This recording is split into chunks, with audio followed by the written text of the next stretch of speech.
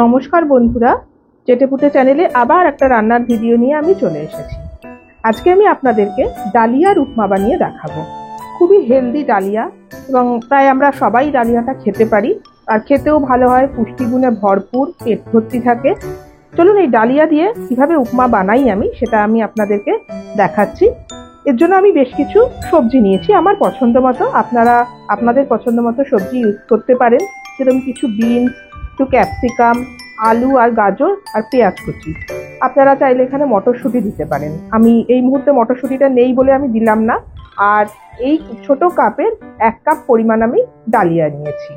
এছাড়া কারি পাতা তো লাগবেই, আর কাঁচা লঙ্কা, গোলমরিচ এগুলো সব আমি রান্নার সময় দেব। চলুন তাহলে রান্নাটা শুরু করি। দেখুন, আমি হিটে কড়াই বসিয়ে দিয়েছি।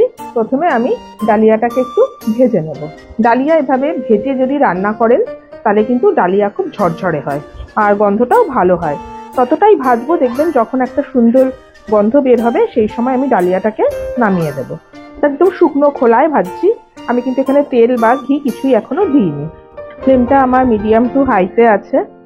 সুজির উপমা যখন আমরা তৈরি করি, সুজিটাকেও তো আমরা খুব ভালো করে ভেজে নিই।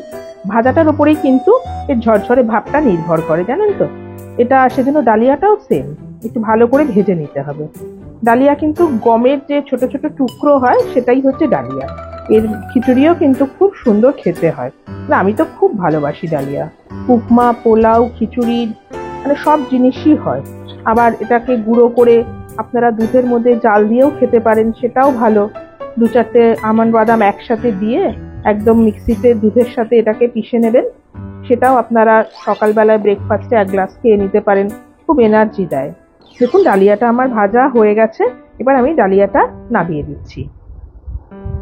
ডালিয়াটা নামিয়ে দিয়েছি আমি, দিয়ে কড়াইটা বসিয়ে দিয়েছি। এখানে আমি এবারে তেল দিয়ে দিচ্ছি। খুব বেশি তেলের দরকার নেই, মোটামুটি 1.5 টেবিল চামচ মতো তেল হলেই হয়ে যাবে। এবার এখানে আমি ফোড়নটা দিয়ে দেব। প্রথমে আমি দিয়ে দিচ্ছি একটা শুকনো লঙ্কা, একটু ফাটিয়ে দিয়ে দিলাম। 1/2 টিস্পুন দিয়ে দিলাম কালো সর্ষে। সর্ষেটা হয়ে গেছে। এবার আমি দিয়ে দিচ্ছি একটা বড় সাইজের পেঁয়াজ কুচি। এর সাথে আমি দিয়ে দিলাম বেশ কিছুটা পরিমাণ কারি পাতা। কারি পাতাটা একটু বেশি দেবেন, ভালো লাগে গন্ধটা। একটা কাঁচা লঙ্কাকে আমি কাঠির সাহায্যে কেটে দিয়ে দিচ্ছি। ঝালটা কিন্তু আপনারা আপনাদের পছন্দ মতো দেবেন। এবার এখানে আমি সব সবজিগুলো অ্যাড করে দিচ্ছি। আলুটা আর গাজরটা দিয়ে দিলাম, বিনস দিয়ে দিলাম, ক্যাপসিকামটাও দিয়ে দিলাম। আমি ভাজা বাদাম দেব বলে বাদামটা পরে দেব। আপনারা যদি কাঁচা বাদাম দেন তাহলে আগে কিন্তু তেলে একটু ভালো করে ভেজে নেবেন।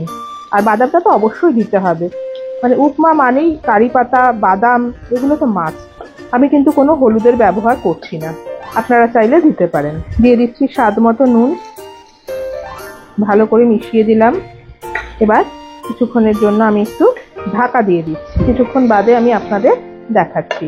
দেখুন, ঢাকাটা আমি খুলে নিলাম। এবারে আমি দিয়ে দিচ্ছি ডালিয়াটা, ভালো করে মিশিয়ে দিচ্ছি আমি। ডালিয়াটা সেদ্ধ হতে একটু সময় লাগে। সুজিটা যেরকম তাড়াতাড়ি হয়ে যায়, ডালিয়াটা কিন্তু একটু সময় লাগে। এখন আমি দিয়ে দেব মিষ্টিটা। খুব বেশি মিষ্টি দেওয়ার দরকার নেই, আমি অল্পই দিলাম, কারণ আমাদের উপমাতে মিষ্টি খুব একটা কেউ পছন্দ করে না। আপনারা যদি পছন্দ করেন তাহলে স্বাদ মতোই দেবেন। আর নুন তো আমি আগে দিয়েই দিয়েছি। এবারে আমি জল দিয়ে দিচ্ছি। যতটা এই যে কাপের আমি 1 কাপ ডালিয়া নিয়েছিলাম, মোটামুটি এই কাপেরই আমি 2 কাপের থেকে সামান্য একটুখানি বেশি জল আমি দিয়ে দিচ্ছি। মাপটা কিন্তু এরকমই হবে, মানে যতটা ডালিয়া তার ডবল জল। ভালো করে মিশিয়ে নিচ্ছি, কারণ সবজিগুলো একটু সেদ্ধ হবে। এবার আমি ফ্লেমটা একটু কমিয়ে দিচ্ছি, মানে লো টু মিডিয়াম করে দিচ্ছি। এবার আমি ঢাকা দিয়ে দিই। সেদ্ধ হলে আমি আপনাদেরকে দেখাবো। দেখুন বন্ধুরা, আমি ঢাকনাটা খুলে নিলাম। এটা আমার সেদ্ধ হয়ে গেছে। মাঝে আমি একবার দেখে নিয়েছিলাম। দেখুন, ঝরঝরে হয়ে গেছে। আরো ঠান্ডা হলে আরো ঝরঝরে হয়ে যাবে। এবারে আমি এখানে দিয়ে দিচ্ছি বাদাম। আমি দিচ্ছি কিছু কাজু বাদাম আর চিনে বাদাম মিশিয়ে একসাথে আমি দিয়ে দিচ্ছি। আপনারা শুধু চিনে বাদামও দিতে পারেন, শুধু কাজু বাদাম দিতে পারেন, যেটা আপনাদের পছন্দ।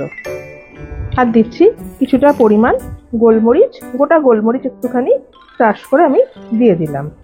1/2 টিস্পুন মতো আমি দিয়ে দিচ্ছি ঘি। ব্যাস, আমার রেসিপি একদম রেডি।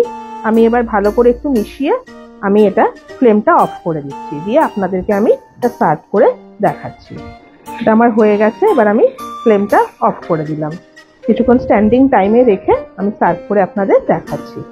দেখুন বন্ধুরা, আমার ডালিয়ার উপমা রেসিপি রেডি। আমি এভাবে সার্ভ করলাম।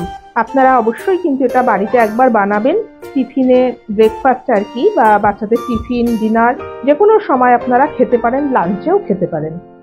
আমার এই রেসিপিটা যদি আপনাদের পছন্দ হয়ে থাকে তাহলে অবশ্যই কিন্তু আমার চ্যানেলটিকে সাবস্ক্রাইব করে নেওয়ার অনুরোধ রইল, আর একটি লাইক করতে কিন্তু ভুলবেন না প্লিজ। আজ তাহলে চলি, আবার চলে আসবো অন্যদিন নতুন কোনো রেসিপি নিয়ে। সুস্থ থাকবেন, ভালো থাকবেন, নমস্কার।